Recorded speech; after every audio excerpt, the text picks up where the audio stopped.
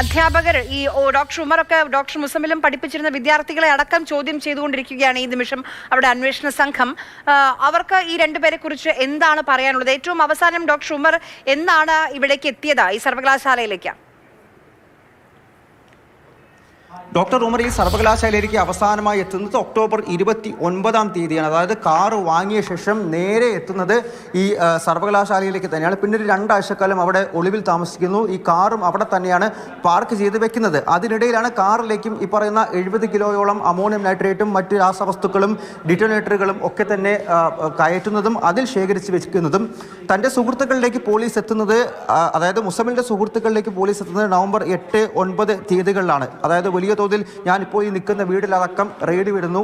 ഈ മുസമ്മിലിനെ പിടികൂടുന്നു. പിന്നാലെ മുസമ്മിലിൻ്റെ സുഹൃത്തായിട്ടുള്ള ഷഹീനെ പിടികൂടുന്നു. ഇവരുടെ രണ്ടുപേരുടെയും സുഹൃത്താണ് ഉമർ എന്ന് പറയുന്ന ഇതിലെ ഈ കണ്ണിയിലെ ഏറ്റവും പ്രധാന സൂത്രധാരൻ. അയാൾ ഈ വിവരം മനസ്സിലാക്കുന്നതോടെ തൻ്റെ പിന്നിലും പോലീസിൽ നിന്ന് അറിഞ്ഞ് ആ കാറുമെടുത്ത് അൽഫല സർവകലാശാലയിൽ നിന്നും രക്ഷപ്പെടുകയാണ് ചെയ്തത്. അതിനു മുൻപത്തെ 2 ആഴ്ചക്കാലവും അയാൾ അവിടെ തന്നെ ഒളിവിൽ താമസിക്കുകയായിരുന്നു.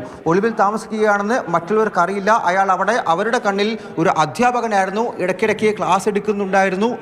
പക്ഷേ വലിയ രീതിയിൽ ഈ മറ്റുള്ള അധ്യാപകരുമായിട്ടോ ഡോക്ടർമാരായിട്ടോ വിദ്യാർത്ഥികളായിട്ടോ ബന്ധം പുലർത്തിയില്ല. എപ്പോഴും തൻ്റെ റൂം എന്നുള്ള രീതിയിലായിരുന്നു അയാൾ ജീവിച്ചു പോന്നിരുന്നത്. അടുത്ത സുഹൃത്ത്, അതായത് ഈ മുസമ്മിൽ, ഷഹീൻ തുടങ്ങിയിട്ടുള്ള സുഹൃത്തുക്കളുമായി മാത്രം, അതായത് നേരിട്ട് ഈ പുൽവാമ ഫരീദാബാദ് ടെറർ ബോട്ടുകളുമായി ബന്ധമുള്ളവരെയും മാത്രമാണ് ഇയാൾക്ക് ഈ സമയങ്ങളിലെല്ലാം ബന്ധം വെച്ച് പുലർത്തിയിരുന്നത്. 2 മാസക്കാലം മുൻപാണ് ഇയാൾ പുൽവാമയിലെ വീട്ടിൽ നിന്നും ഇറങ്ങുന്നത്.